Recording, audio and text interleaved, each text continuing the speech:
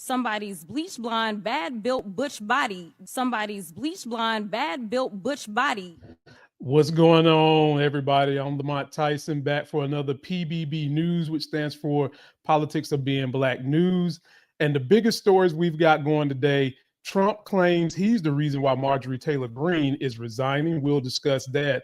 And we'll also discuss how is it that this woman in like 4 or 5 years made $23 million.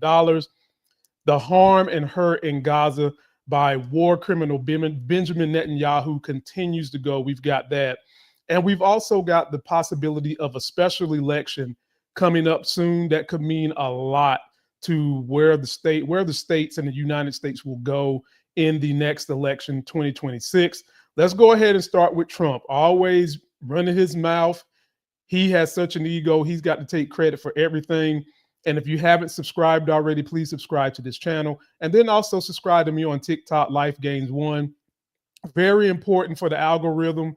It silences young, progressive, political talking people like me who come with facts. Leave a comment that can help. Here's Trump talking about why Marjorie Taylor Greene is resigning. Now to the news that has rattled Washington over the last couple of days. Firebrand Republican Congresswoman Marjorie Taylor Greene announcing she will resign from her seat in January. The Georgia representative and longtime loyalist of President Trump has spent the last several weeks in a public feud with the president over the Epstein files, health care, and more. NBC's Julie Sirkin is at the White House with new details. Julie, good morning. Willie, good morning. President Trump on Saturday telling reporters here that he disagreed with Marjorie Taylor Greene's philosophy when asked about the Georgia Congresswoman's shocking decision to resign. The president claims she made the announcement, which caught him and House Speaker Mike Johnson by surprise, because she wouldn't have won her primary after he threatened to fund a challenger to run against her. MTG, as she's known, is leaving Congress on January 5th, and that means House Speaker Mike Johnson will soon have an even slimmer majority and even fewer votes to enact the administration's priorities. Meanwhile, this morning, the White House and Pentagon not commenting on reporting that the administration is planning new action in Venezuela as they try to ramp up pressure on Nicolas Maduro's government. The president spoke to us on his way to tour the golf course at Joint Base Andrews that he plans to redesign, taking on another construction project with a busy few days ahead of Thanksgiving. Willie? Julie Sirkin at the White House. Julie, thank you. So you see, Trump is claiming to take victory for Marjorie Taylor Greene, seeming as though she found her senses over the last couple of weeks. And I do believe Marjorie knew she was going to quit a long time ago because there's rumblings that she has ambitions to run for president. I think she made the calculated decision weeks ago when she started basically sounding like she had sense, speaking up about what's going on in Gaza, even though, make no mistake, she's an anti-Semite, speaking up about the big ugly bill and how it harms health care. I think she knew back then she was going to quit and just decided on her way out, she was going to try to sound decent and make people follow her lead as she prepares to run for president. I hope that woman does not win because she's a chameleon.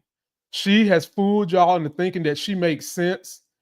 I think that she's just trying to do this because she needs time to run her campaign for president.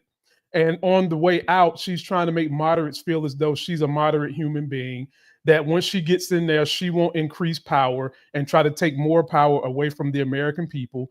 And you also got to think about this. If you enter into your job as a politician, she owns some kind of construction business. She wasn't worth millions of dollars at that time. She's leaving now worth over $20 million. Wouldn't you quit too and start running your mouth? Because when you get that kind of money, it is what I call fuck you money. That is enough money. You can say what you want, do what you want, almost get away with what you want, especially when you've had the kind of power that she's had. And the fact that she's been in Congress long enough, she gets benefits the rest of her life. So why not walk away and spend your time trying to run for president? Post your comments. Let me know what you think. I'm still not going to vote for that woman. She's got a long ways to prove to me that she's worthy of a vote in any kind of thing. I mean, hell, let alone a joy vote. Definitely not an American vote. Next story we got is the harm and death of human beings, period, continues to go on Israel, Gaza Strip. How is that whole Trump told them to ceasefire thing working out when this just happened over the weekend? Take a look at this. On Saturday, at least 24 Palestinians were killed and dozens more wounded in a series of Israeli strikes in Gaza. The Israeli military said it was responding after an armed terrorist shot at troops in southern Gaza. The new strikes come during a U.S. negotiated ceasefire between Israel and Hamas that went into place last month. And in the same week, the UN Security Council approved an American blueprint to secure and govern Gaza. Hey, thanks for watching. And don't forget, you can catch the... It bothers me when we have top Democrats. Now, Democrats are supposed to be about the people. They're supposed to be about inclusion, everybody. It bothers me when those top Democrats can't call Benjamin Netanyahu what he is, a war criminal that America has propped up. Trump ran his mouth and said, stop, cease the violence. Has it ceased? No. You just seen it continues to happen. And let me put this picture right on back up so you guys can see how bad it is. This is what they're saying Sunday today. Benjamin Netanyahu continues to kill Palestinians. And the American Israel lobby has such a stronghold on Chuck Schumer and Hakeem Jeffries that they cannot call it for what it is. You ask them about what's going on in Gaza, and they dodge the question more than you in a dodgeball game when you were 6 years old, just ducking and dodging. Sometimes they just go out of bounds with it. But at the end of the day, Palestine and its people are caught in the middle of something that should end. And I'm not standing here saying that people don't have a right to defend themselves, but this is over. And America funds this shit. America funds Israel, which a lot of people don't know, gives their people education and health care. And what are we getting here? We're getting a reduction in health care. We're getting skyrocketing health care costs, yet we continue to send money over there so that they can harm other human beings. Democrats, you need to get your act together. Stop worrying about that lobby and pull a Mamdani and get some balls about yourself. Fight for the people here and then begin fighting for ceasefire in the Gaza Strip. Palestinians and their kids are human beings too. This does not need to continue to go on, and I need more Democrats to be like Zoran, my man Mamdani. Speaking of Zoran Mamdani and what he has done with a blue wave, here's the final story I'm going to cover today. It's a special election going on in Tennessee, and this can be a bellwether on whether or not Zoran's wave and his movement is strong enough to sustain most places in the United States outside of blue areas. This is going to be a special election in Tennessee. Let me give you guys the news story, then we can come back and see what you guys think in terms of will the blue wave continue to rise. In less than 2 weeks, we're going to get our next clues on how voters are feeling ahead of the midterms. It will come from a special election in a solidly Republican congressional district in the middle of Tennessee, one where Democrats are hoping they can pull off an upset. Former Vice President Kamala Harris even made a surprise appearance for the Democrat there this week. The first time she's joined a candidate on the campaign trail since leaving office. NBC's Steve Kornacki has more on the race at the big board. All right, December 2nd, less than 2 weeks from now, we get our next election, our next readout on the atmosphere as 2026 starts to come into focus. So it's a special election in the 7th Congressional District of Tennessee, sort of middle Tennessee. What are we talking about here? Well, there's downtown Nashville. There's the suburbs in Williamson County, which is right outside Nashville. And then it kind of sprawls and crawls to the west and to the south to some rural areas. So sort of a mix in this district, a very Republican district. You wouldn't normally talk about this district being at all potentially competitive, except here's what's been happening in recent elections. You know, in New Jersey here, Democratic landslide in the governor's race. But the key was this. Look, Trump had lost this state by 6 points to Kamala Harris last year. New Jersey went up to a 14-point margin in the governor's race there. So the Democrats didn't just win. I think they overperformed relative to last year. Same thing happened in Virginia. Again, it's a blue state to start with. Harris had won this by just under 6 points last year. But again, look at this, up to 15 points here. So two Democratic landslides. It wasn't just Democrats won these states. It's that they won them in landslides. And this comes on the heels of what we've had 4 special elections for the House so far this year. And in all 4 of them, the Democrats have overperformed relative to 2024. In Florida, 1st District, Republicans won it by 15, but that was down from 37 points last year. In Florida 6, Republicans won by 14, down from a 30-point win. Democrats carried two districts here, but they increased their margin relative to 2024. So again, you look at this district, Tennessee 7. Look, Trump won it by 22 points last year. He won it by 15 points in 2020.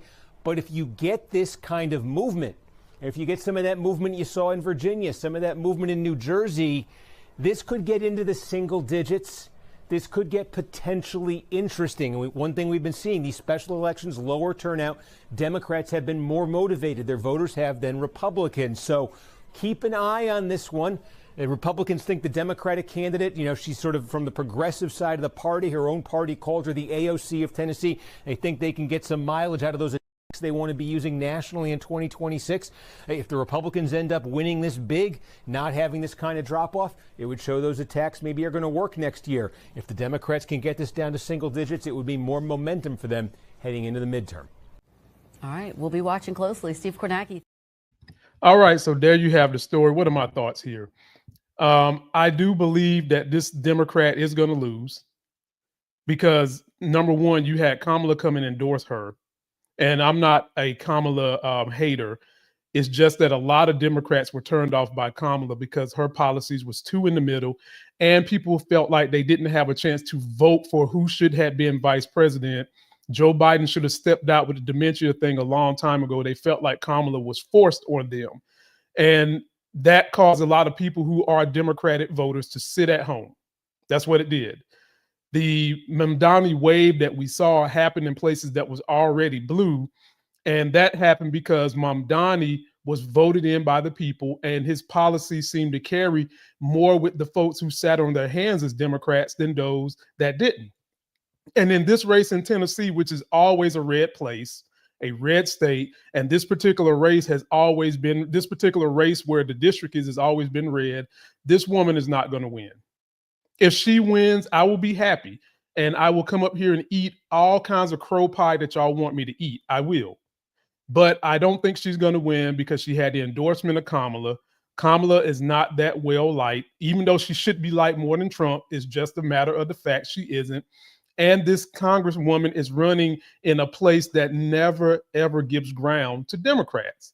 And do I believe that people in the red areas and flyover state have learned their lesson from Trump? No. I'll even go as far as say, fuck no. They have not learned their lesson. Matter of fact, I do believe that the ardent, hardcore MAGA person still would rather have pain and suffering in their own house than to see them and minorities and people of color and people in special select groups to rise with them than to have their own homes do better. That's what I believe. Hate runs that deep. And a lot of what these people get is the circle of Fox News hate.